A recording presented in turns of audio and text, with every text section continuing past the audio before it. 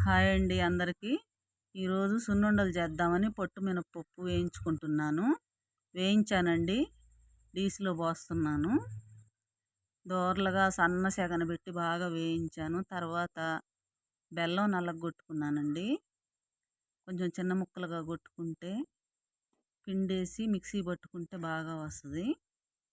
అందుకని అట్లా సగం ఈ బెల్లం తీసుకున్నాను. సగము తెల్ల బెల్లం తీసుకున్నాను.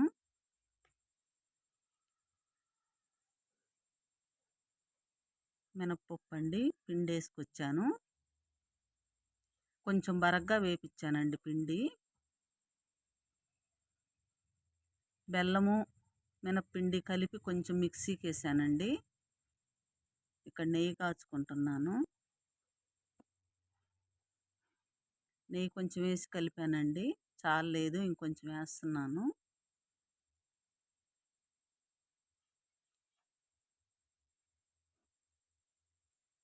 పూర్తిగా నెయ్యి వేసానండి.